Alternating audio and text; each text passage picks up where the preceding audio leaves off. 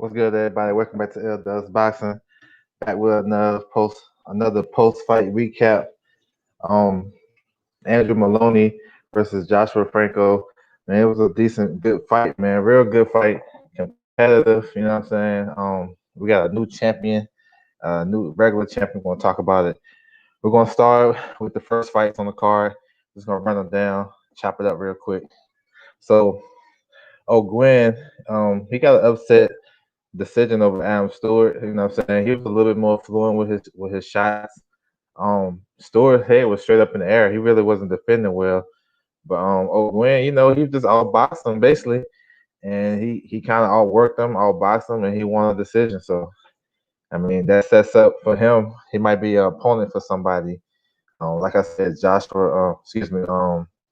Jerry Anderson, Guido Villanello, Sonny Conto, guys like that, these up and coming heavyweights.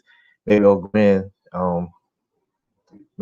might be an opponent for them guys. So I mean, good win though. I mean, he won that fight.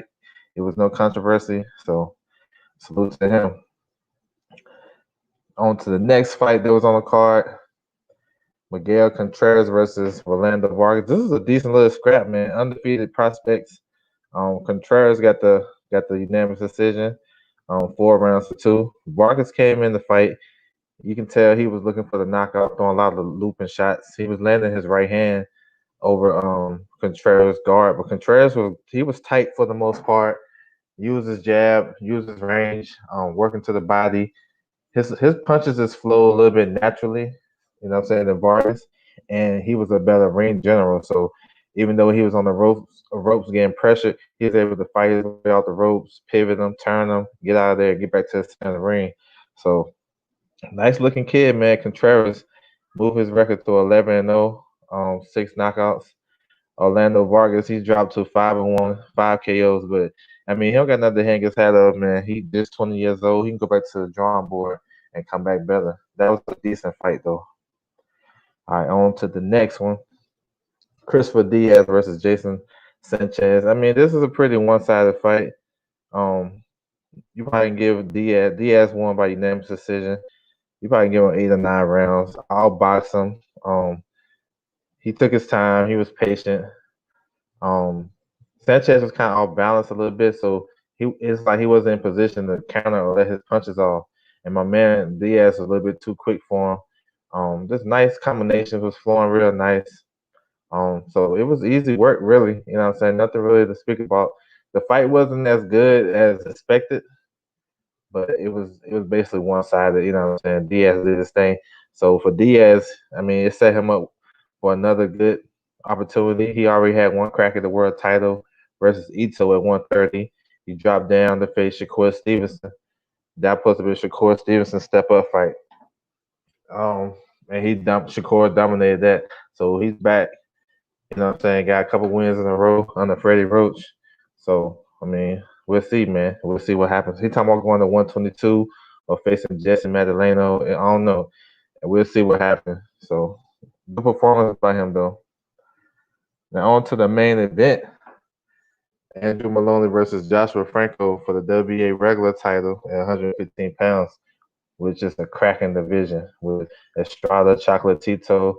You know what I'm saying? Got some good fighters there. Aoka, Tanaka, Danny Nietes. If he come back and fight, they got they deep at 115. But on to this fight, though. I thought it was competitive the first half of the fight. Moloney started off, like I said, Moloney fight. He's an inside fighter. He likes to fight in the inside. And the first couple of rounds or whatnot, I gave him the first round. I thought he was on the inside real well. Franco was taking his time and seeing what was going on and assessing the guy's power. And I guess once he realized that, he started to pick it up. And I'm saying landing nice combinations to the body, upstairs. I mean, he was flowing with his shots. It was competitive, though. It wasn't one-sided into the back half of the fight. Moloney, to me, I guess he felt the power, he felt the strength of Franco, so he started the box, which is not his strong suit. That's his brother's strong suit. So he wasn't able to fight in the inside like that, and Joshua Franco was beating him to the punch. He was in there, and they was fighting in mid-range. Joshua Franco was, I mean, he was dominating in mid range. You know what I'm saying? So I thought he won, shoot, the last 8 rounds of the fight. I scored it 10 rounds to two. And then I thought he started to break Franco started to break down Moloney towards the back end of the fight. He dropped him in the 11th round with a nice combination on the ropes. And that to me that sealed it. But you know what I'm saying? You can never be too sure with these with these judges out here in Vegas. But I mean, it was a great fight. You know what I'm saying? Good, decent fight for both guys in their career. Joshua Franco been through a lot. He had a trilogy. He had a bad knockout loss stoppage, and he came back from that and became world champion tonight. You know what I'm saying? Call it what you want to call it. Hey, the kid did it. You know what I'm saying? So he put on a good performance, man. He was sharp, strong. You know what I'm saying? The best I've seen him. This is the best I've seen him. Moloney is good. He just, I guess he can overcome the power, the physical strength. He can bully. He normally like to bully his opponents. He can bully Franco. So I mean, we got a new champion, bro. So salute to Joshua Franco, Robert Garcia. That's the best gym in boxing. Anybody want to come debate that? I'm with it. That's the best gym in boxing right there, dude. That guy, they doing some good things out there. You know what I'm saying? You can agree or disagree, but you can't argue with the results and how he had those guys ready. So salute to the whole team, man. You know what I'm saying? So I appreciate you guys tuning in. Make sure you guys catch my pregame show. I'm gonna drop it tomorrow for the card for Thursday with the other Moloney brother, Jason Moloney versus Leonardo Baez. That's gonna be another tough fight, and then we're just gonna chop it up about the card like we always do.